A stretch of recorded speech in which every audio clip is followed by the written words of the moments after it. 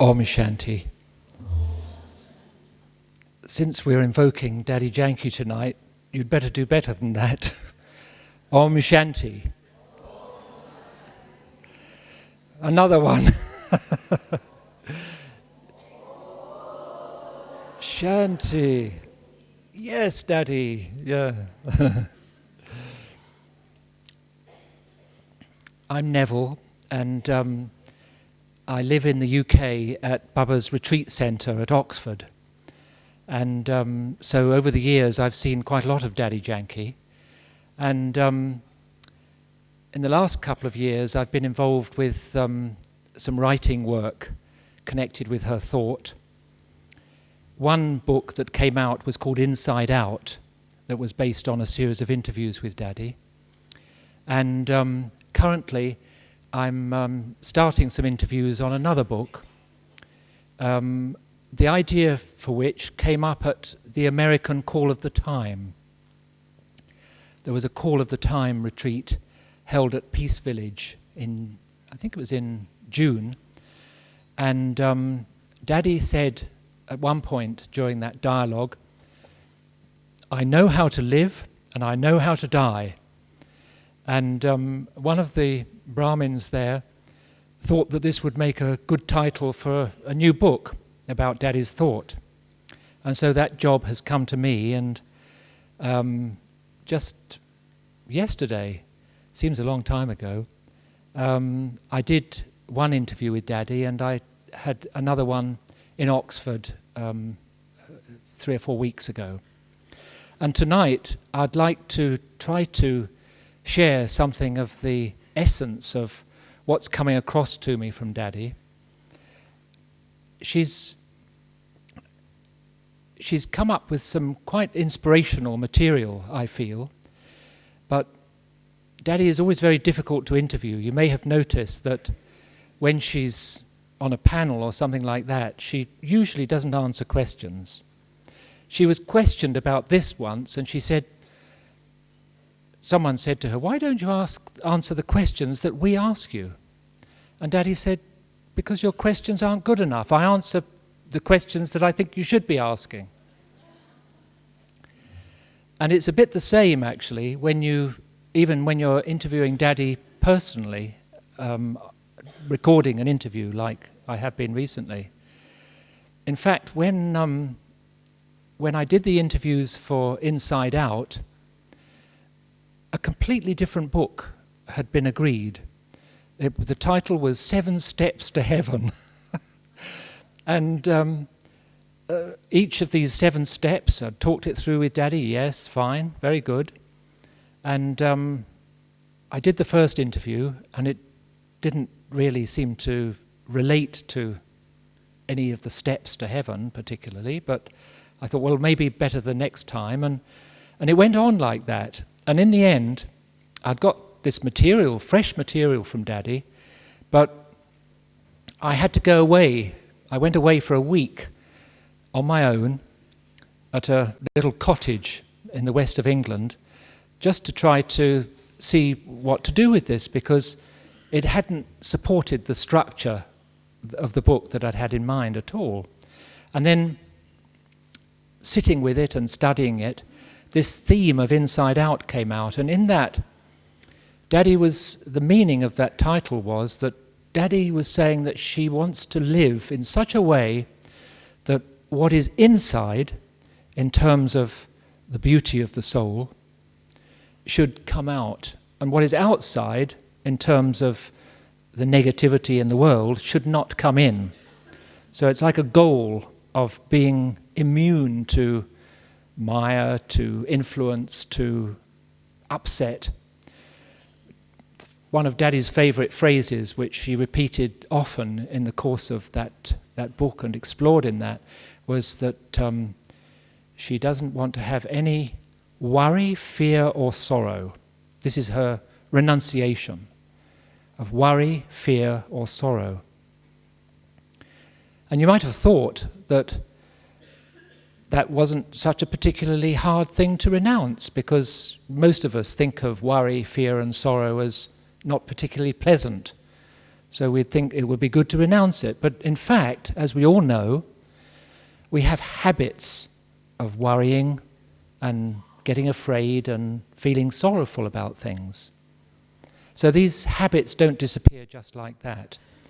But Dadi is one of the best examples on the planet of someone who really has worked and worked to use Baba's knowledge in order to strengthen her mind so much and her intellect and change her sanskars such that she really can move through life undisturbed. And that's why we're seeing her performing this incredible role at the age of 90. You know, she's in her 90th year.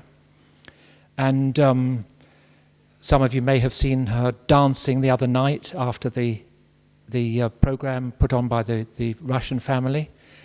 Vigorous dancing. In fact, because with my own background as a medical writer, it frightens me when I see Dadi dancing like that. I'm always afraid that her heart is going to give way. But of course, she's the master. She knows what she can do with her body. And we've been talking about some of these issues for this in preparing for this next book.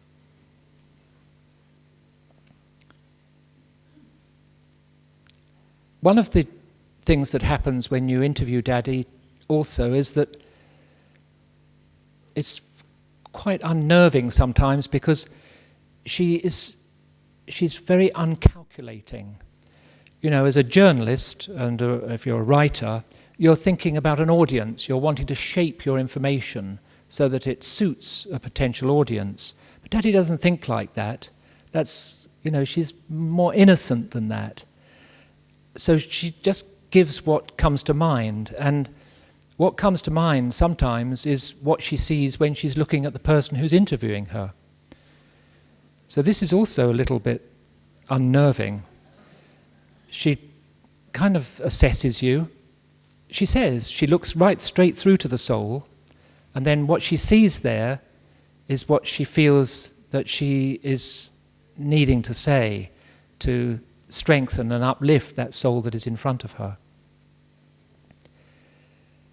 When my stage is strong, when I'm feeling good self-respect, positive, alert, I love Dadi dearly and her classes, and I don't feel tired by them. But if my stage is a little bit, you know, rocky, and there are questions in my mind about my role and this kind of thing comes up, then sometimes I find Dadi's classes so total, so uncompromising that they're difficult to take.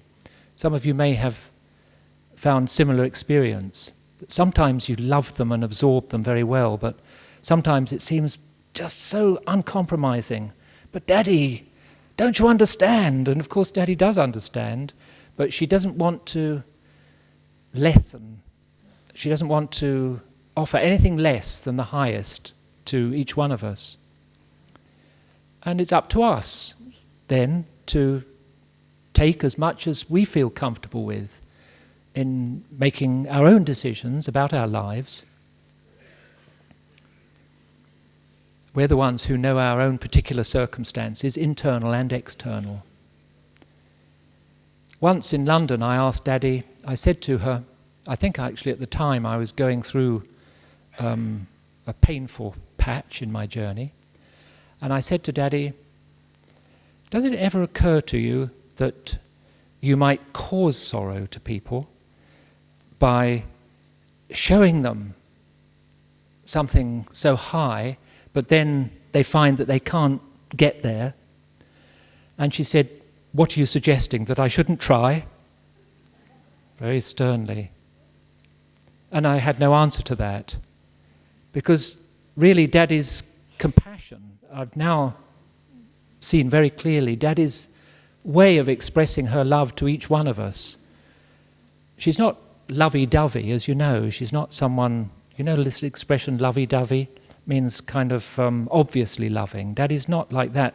In fact, one very, very powerful BBC executive who met Dadi 2 or 3 years ago through the Images and Voices of Hope program, she said to me after meeting Daddy, she'd never met such a powerful old battle axe. And a battle axe means someone like a Viking warrior, you know, someone absolutely unstoppable. And Daddy is like that. But her love is unlimited too. And her way of expressing her love is this tireless effort to persuade us to work with the ideas of the highest that she's offering us. And I love this, actually. I love her for this. Even though sometimes I feel that I can do it, and then sometimes I feel that self-doubt may come in. Not finished, but overall now, definitely the feeling that this works, this wonderful spiritual knowledge works.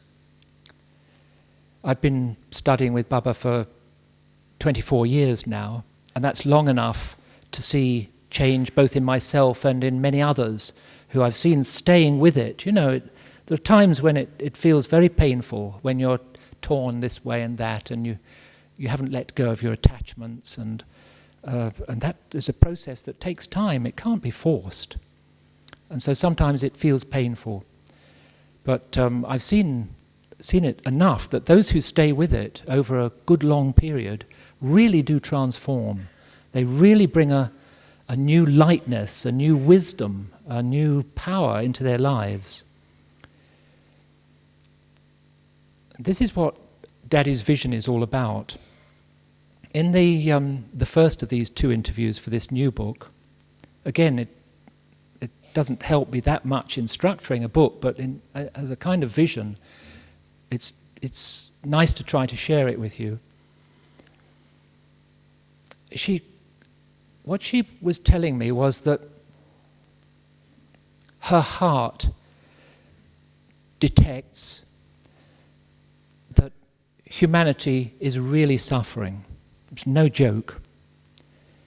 Sometimes we can forget, you know, we may have our comfort corner, but Daddy really feels that the levels of suffering, not just from upheavals in nature, which come and go, but the extent to which people are suffering because of ignorance, because they don't know how to live, because they don't know what is inside. This was how she put it once, and actually yesterday. She said, people don't know what's inside them, meaning that treasure of truth that is the original sanskars of the soul and God's sanskars. They don't know that that's there. And because of that lack of recognition of that, they look outside for comfort and love and peace, and of course none of it works forever. It gives us some temporary comfort, but the physical world, anything outside of us, ultimately, it's going to be outside our control. It will be temporary. And because of this lack of spirituality in people's lives, there is increasing levels of suffering, even in people who have held on to some faith, or in those who, in traditional religious terms, or people who have had faith in science, which was somewhat my own background. I looked to science for finding a better way forward for humanity. But whatever kind of hope one might have had for the future, it's becoming harder and harder for people to sustain that when they don't have an understanding of the kind that Baba is giving us. And so Daddy's feeling this strongly, and also she foresees that in the years ahead it's going to get so much worse. But we can all see, you know, there's report after report about environmental challenges, climate change, economic indebtedness, disparities between rich and poor, deteriorated levels of governance. There are so many different threads whereby we can see the decline happening. And Daddy perceives this, and so she knows that even the levels of suffering that there are now are going to get a lot worse. And the vision that she has is that right across the globe there should be, it's like pillars of light. Individuals who have done the work of understanding the soul and God, not just with the intellect, but who've done the work of letting go of their own tendencies, predispositions that get in the way of that understanding and experience, and therefore are able to stand firm in truth, by which Dadi means in the original qualities of the soul, of that wisdom and love, compassion, peace, perhaps above all peace, that there should be such knowledge inside the soul that it really can maintain that peaceful stage, which will both vibrationally and in terms of giving hope to others, because they see that they don't have to be distressed, she considers to be the best gift that we can offer humanity at this time. And so the kind of writing that she wants me to do is something that will reach out, so that whether it's BKs or people from other faiths or no faith, but people who can recognize this call. This, in fact, is the call of the time, as Dadi's been sharing it in the dialogues of that name. That we should let go of our limited ways of limited values even, and limited strategies for improving our own lot and the lot of others, and understand that the real call of the time now is to free the soul, that the soul should actually die to all of its hopes, its ambitions, its attachments. It should die from all of these limited things and come to life again. This is so dying alive, come to life again as these beacons of light and understanding.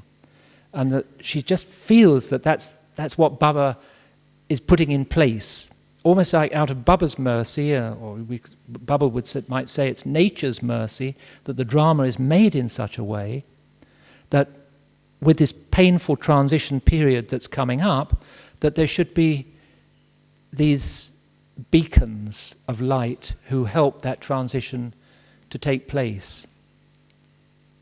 And I love this vision. I think it's really wonderful. At one point I asked Dadi, because you know, as a journalist, one journalistic value is transparency. You like things to be what they say they are, and you try to uncover secrets in a way. That's part of that sort of professional sanskar.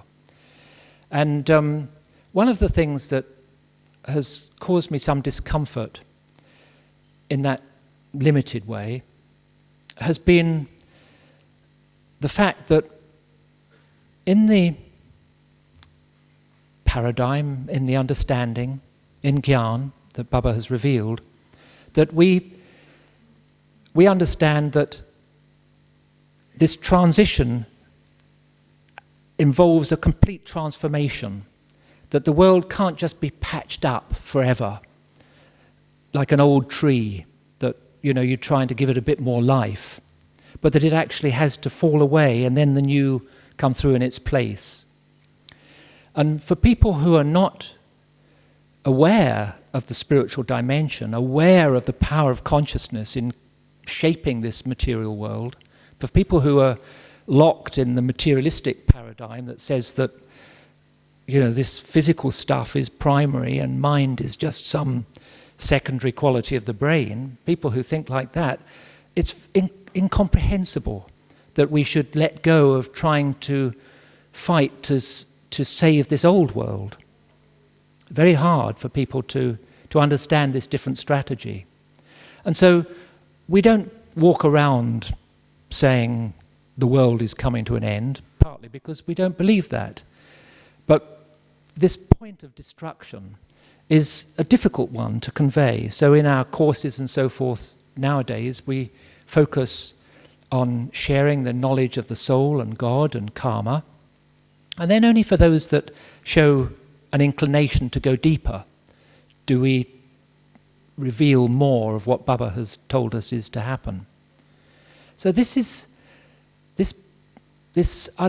I've often wanted to write more about this. I feel that it should be possible to explain this to the world, but sometimes I've tried and the sisters have said, well, you know, Neville, at the moment, are people really going to understand? It's so easily misunderstood if you write about these things in too gross a way. And so I asked Daddy about this. I said, we're thinking that the world as it is today is coming to a close to make way for the film to start again. So how do I reconcile that with what you're trying to tell people, that there's a better way to live? And Daddy said, yes, it's true, we can't go around just speaking of destruction in ways that are misunderstood. But what we can do is signal to people that there are ways of living life which are much better than the ones that the methods that they're following at the moment. People are more and more ready to understand that something's gone wrong with the dream of humanity, that there is pain, there is sorrow, even among those who materially are comfortable. In fact, sometimes more among those who are materially comfortable. This sorrow and pain is there. And people are recognizing this. So she says, part of the task is to show people that if they learn to die from their desires, if they learn to let go, it's a challenge, definitely, as we all know, as BKs. It takes courage to maintain ourselves on this path. But if we learn to die completely, we can live completely. And when we live completely, we'll not be afraid to die.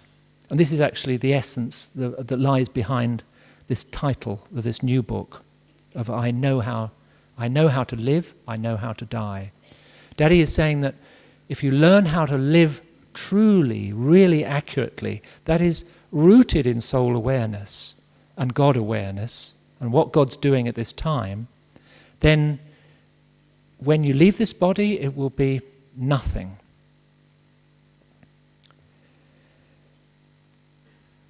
Last year, I forget now, perhaps 1 or 2 Madhaban visits ago, I had a beautiful dream that comes to mind that I'd just like to share. I was staying in Pandav Bhavan and had gone for a rest one afternoon, and I had this dream where there was a giant pyramid, sort of steps up it, and Dadi Janki I was standing somewhere on the side of this, and Dadi Janki appeared up towards the top of this pyramid, and she walked up the last few steps right to the very peak.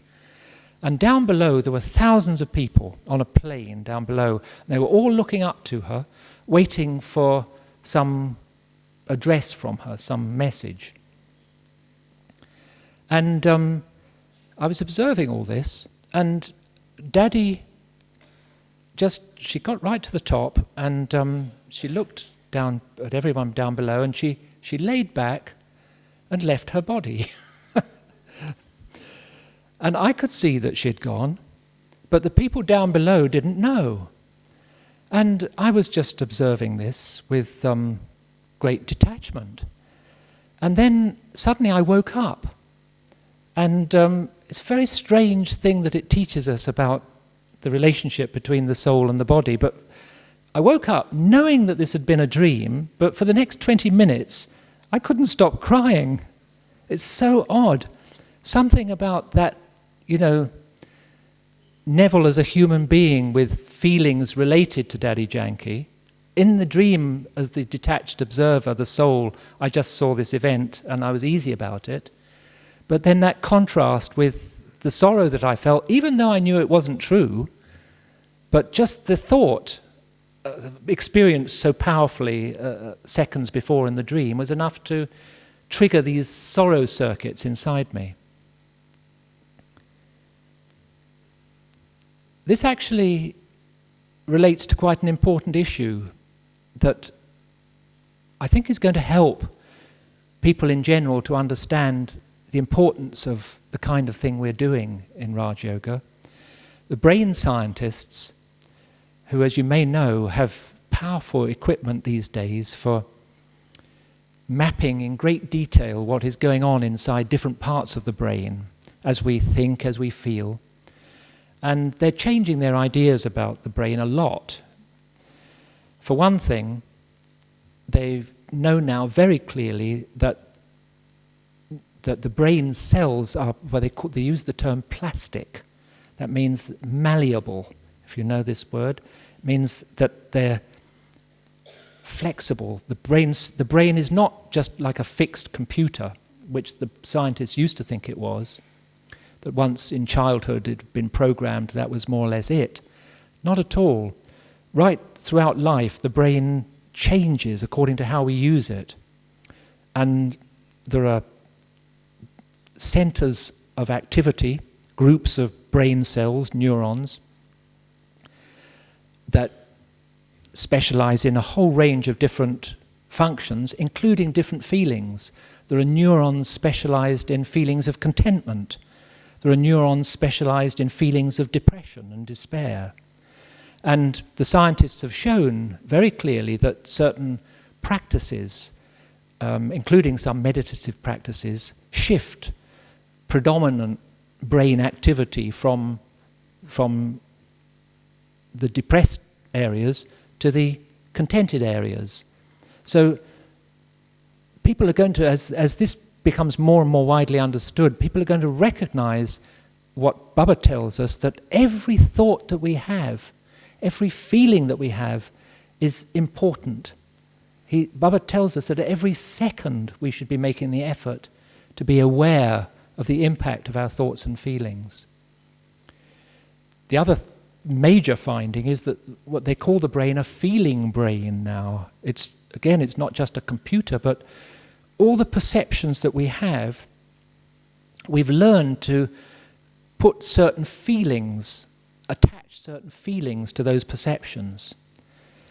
So, for example, a particular type of behavior may bring fear up inside me because that behavior caused me great distress in childhood or in some previous birth, perhaps. There's a whole range of examples that one can take. Certain types of faces may bring up feelings of warmth. Other faces or activities may bring repulsion. And all of these, this is like the programming that we have inside our heads, which is one of the reasons why, although we may realize instantly what truth is when Baba introduces himself and tells us that we are that pure consciousness, that we are that love and peace, but these other tendencies have actually got hardwired into our brains as well as existing in our sanskars. So we should be patient with ourselves and understand that it does take practice over a period of time. There will be these other feelings and thoughts that come up that will get in the way of our truth.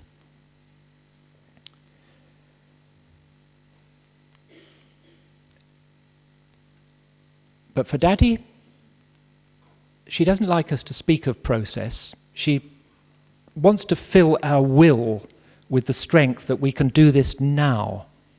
And in fact, the will is something that I've been finding coming more and more online for myself.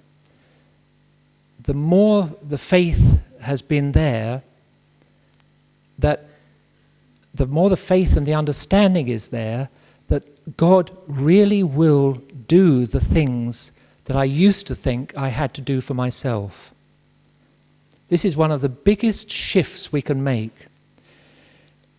I asked Dadi yesterday, would the kind of help from God that she was describing, she draws on, would that have been available for people at any time in history?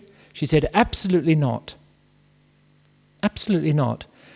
The truth that comes from the seed now is unique to the confluence age.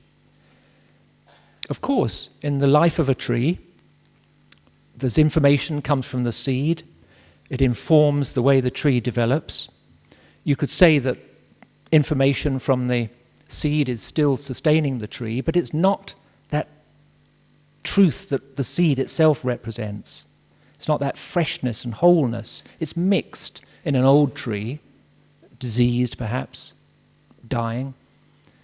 But now, the uniqueness of the confluence age is that this energy of truth, which God represents, this seed of humanity, that's there for us to draw on. And it will do the job that we, in our isolation, felt we had to do for ourselves in previous eons. You know, this long period of the Copper and Iron Age where we were these isolated units who lost our unity, and we didn't have real power from God to help us either. This faith has grown in me, I think the more I've seen Daddy making it work.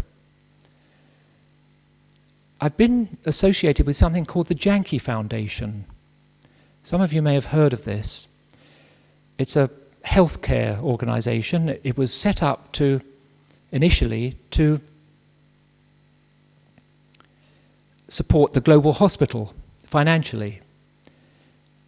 It needed a separate charity for legal reasons in the UK in order for this money to go out to the global hospital.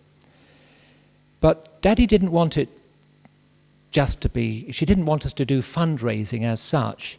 She said, you should serve and then the funds flow. And so this idea came about that the Janki Foundation would become a healthcare educational group. And in particular, a group has done a lot of wonderful work on values in healthcare, where a group of about 10 health professionals have pulled together some very beautiful materials that can serve the health professions through exercises that remind them of their own highest motives. But between the starting of the Janki Foundation and the point that we're reaching now, where these materials are being taken up around the globe, there was a lot of uncertainty about what we should do. It was a difficult period. Daddy was inspired that something should happen, but we felt, well, we're BKs. You know, we love Baba's knowledge. What are we going to do with something else outside of this? But Daddy had that vision, no, this can reach places that the BKs can't reach.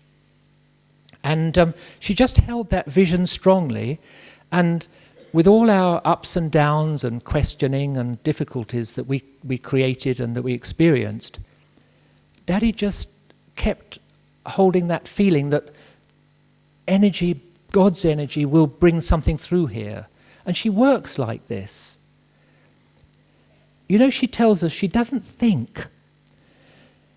Recently, at a retreat in London, Daddy was telling a group of executives, business executives, don't think. And they said, yeah, we understand, Daddy. You mean we should think less, we should be peaceful and think less? She said, no, don't think. She was telling them, don't think at all. And I'm understanding more and more what she means by this. We think so much in ways that are unnecessary. I think perhaps I've been a particular victim of this, because when, you know that Baba said in the Murli a day or two ago that businessmen are very practical. They understand profit and loss quickly. But people who've had more education, and they've used their intellects a lot in their work, they may have some ego of that intellect, and it's been valuable to them, they think, and so it's harder for them to let go of that. And that's been my experience, that even though my heart recognized the beauty of the Brahmin family and the beauty of the truth that was working through the Brahmin family instantly when I first came into contact, but in terms of fully grasping the power of God to do for us what we can't do for ourselves, and in fact to do for us what we've been trying to do for ourselves for so long, that's taken a couple of decades for me to really grasp. 20 years or more for me to really grasp that. Some get it instantly.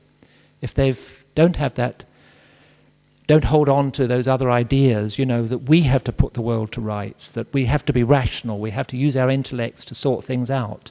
This kind of approach tends to be men who think that way a bit more, because it's fallen to them in this last couple of thousand years to take that role where we did have to use our intellects to think about what we could do about situations. We didn't have God there to help. This is why it's such a great leap for us to understand that if we can let go of our own thinking and the influence of other ways of tackling things that have been the best we could do in the past, it wasn't that they were wrong, they'd been the best we could do in the past, but to let go of them and in silence, in peace, really dead to the world, we will get guidance from Baba about how he wants us to act, and we will get the kind of power coming through in our relationship with this drama that Dadi is now demonstrating, with her body, with other people, with material resources, with the material world. It's as if because Baba is the almighty authority and he's got a task that he's definitely doing uniquely at this time, but he can't get through unless we really quieten our minds. And that's why it's such a priority to let go and be peaceful. And in the end, that's Dadi's message. It all comes back to Om Shanti, actually. So simple. I've probably complicated it. Anyway, anyone, any questions? This is the gist of Dadi's inspirational sharings.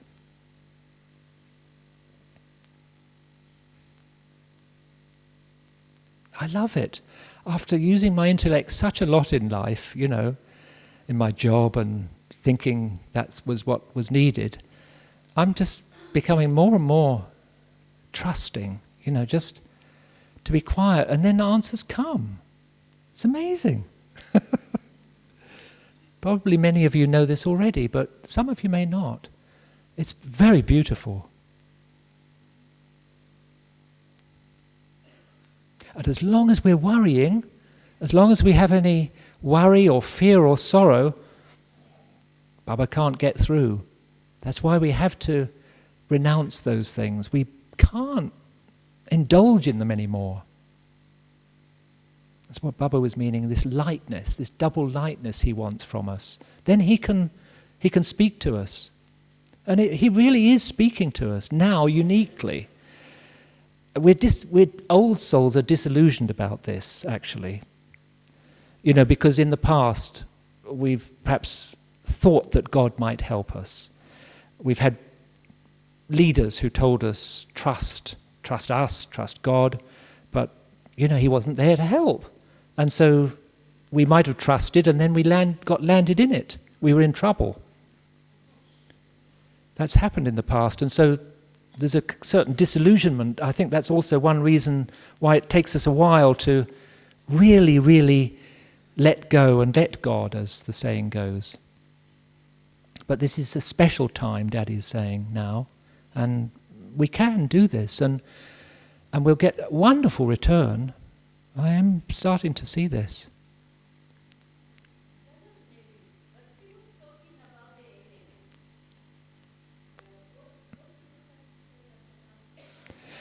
When you say she, you mean... not to me, actually. You might have been a bit misled on that. Sharona did an interview with her, and I think Sharona's going to do a class about this at some point, sharing in detail what Daddy had said on that front. But for me, it's been what's been coming across has been this call to us to die alive, because Daddy is saying that is the way to live. That's the way to live now. And in fact, the lessons within that will give us the truth that will show us how to live in beautiful ways in our future births as well, with that detachment, with that spirituality.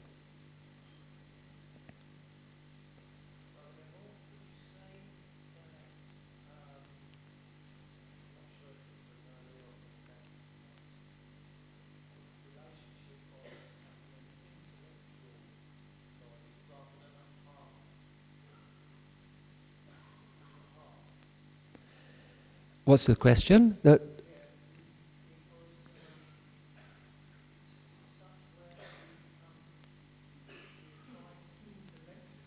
Right.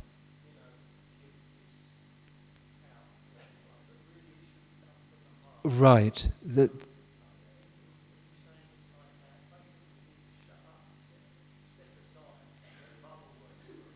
Yes. Yes. That's it. The brother is asking, is this related to what Baba has spoken of that sometimes we just taking this in the intellect and using it in an intellectual way, but not really serving from the heart, not understanding from the heart, and that we actually might still be getting in the way of what Baba wants to do. And yes, this is what Daddy is sharing, but she's also, it's not a question of renouncing the intellect, because we need the intellect to be filled with knowledge. We need the intellect to be divinized. We need the intellect to be filled with the faith and understanding of what is going on in ways I've been describing. That God actually is here, the Supreme Soul uniquely in this age is bringing this truth through and telling us how to align with that truth by considering ourselves these incorporeal souls and remembering Him, that we've come from Him in that home. And yes, letting go of living in those ways where greed and criticism and desires are pulling us into matter, because that produces the disturbance that stops us from receiving this energy of truth. So the intellect needs to be filled with understanding. But when we intellectualize it and when we speak of it in ways that are just held in the intellect, so yes, I know I'm a soul, but not really truly experiencing the soul's qualities, what it means to be a child of God, then of course that won't work. That's right. But both together, Daddy, when I asked Daddy, one of these interviews was about tolerance. And because Daddy's saying that the powers are needed in order to be able to live in this way, where we're free of the influence of the world, where we just stay with Baba. And I was questioning her about tolerance. And she said, at one point, I asked her, how do we get the kind of tolerance that she'd been speaking of? And she said, from knowledge. So it's when that knowledge gets planted in the intellect that the powers come. Because the intellect can then reason with us. You know, say some old sanskar is emerging, we can say, no, I know that sanskar may have had its value in the past, but I don't want to respond that way anymore. I want God's sanskars now. I want God's stability, God's peace, God's love. I don't want this criticism or this analysis. So we use the intellect to make that transition in our sanskars. And then gradually, as the sanskars change, as we act from these elevated feelings, we actually change our brains as well. Our whole stage becomes divine, and that's what we see in the daddies now. But that takes a little time. I was asking Daddy a little bit more about this aspects of tolerance, and I said even things like, she said how she had just a few days ago, she'd had a blood pressure crisis, and it had produced some symptoms in her that had made her feel she couldn't come to class. But then she had thought, no, I must be in the class. There'll be questions asked if I'm not. And she'd just gone into silence for about 12 or 15 minutes, and her blood pressure came right down.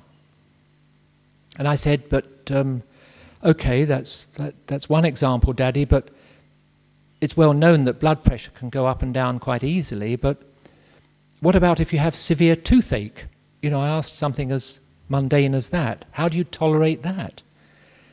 Because I remember a little while ago when I had a bad toothache, that I found that I could just momentarily forget the toothache by trying to remember Baba, but it would last for a split second, and then the pain, I'd be absorbed by the pain again. And Daddy said, her answer was not that she was beyond the pain. She had an episode of severe tooth trouble recently, not that she was beyond the pain, but that she said she just dealt with it immediately. She was due to travel the next day. She found someone to take her to a dentist. She told the dentist, just do what's necessary to sort this, and then didn't give it another thought. No worries. Just accepted whatever the dentist was going to do, and then was fine to travel the next day. So it's like when there is a problem from matter in the body or in circumstances, just not to give it thought. Just minimally do what's necessary. Obviously, we have a responsibility to take care physically. So just minimally doing what's necessary, but not giving it any thought, so that then matter quickly sorts itself out. It has the best chances of coming right. It's left alone like that. Whereas when we come in with thoughts of what am I going to do? Will I be able to make it onto the flight? Can I stand this pain? All these kind of complications that come into our heads, they all get in the way of the body's ability to heal quickly and efficiently. And what I've been learning from Daddy, in response to Eleanor's question actually, about this aspect of relationship with the elements, it's not only that Baba as a spiritual being will, when we align ourselves with him and what he represents, that love and peace and joy, when we align ourselves with him, he'll show us what to do. It's like he'll do our thinking for us. He'll take us to the right place at the right time to do the right job that's needed in the drama. He'll do all that, but it's more than that. It's as if when we let go of all our worry and self-concern and body consciousness, then the elements themselves are better able to heal themselves and for energy to flow through the elements in ways that will put them right too. Doctors know very well that the body will heal much quicker in a person who is relaxed and calm. Someone who's worried and upset, worrying about the future or the past, healing is slowed hugely, much more vulnerable to infections, all things like that. So that relationship is obvious to us. But even in the material world around us, when we are worrying, it's as if nature, who with God is wanting to heal the world's wounds, nature can't do that job either. You know, when we're there saying, we've got to sort this out, it's a terrible state of affairs, you know, we're getting angry about it, getting upset about it, or with our greed making it worse, then nature can't bring that healing through on the planet. We need to let go. This is Daddy's message. It's a big challenge. It really is. It's total. No messing about. She's saying the sooner we learn to do this, the happier we will be, the happier we will make everyone else. Is that okay? Question.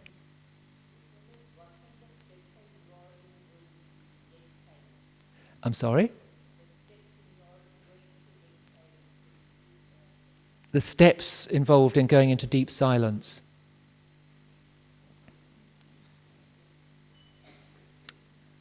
Well, let's finish now with a meditation. Our time is up, actually.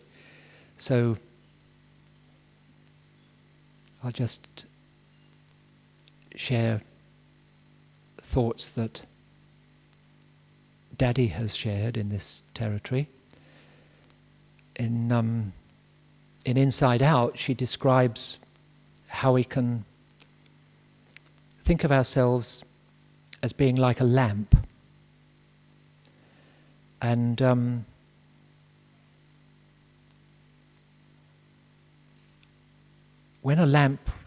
when you want a lamp to burn well and steadily, you put a shield around it, a glass shield. And she says that is one of the steps that we need in meditation, that we stop thinking about the past or the future. Stop that completely. Just come into the present moment. And then she says that the wick of the lamp has to draw up the oil to burn brightly and well. And the oil is the oil of knowledge. The knowledge, so we use the intellect to remind ourselves that we are souls, we're incorporeal and eternal. We come from God in that home above. We're returning there soon. The play is renewing itself.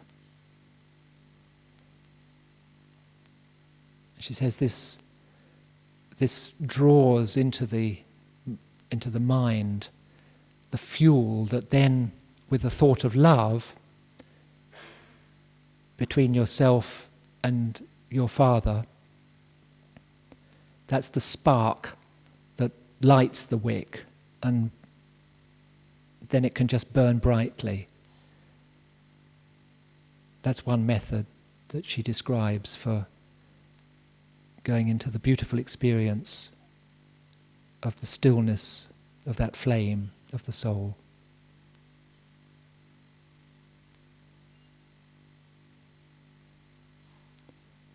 So let's just finish with a couple of minutes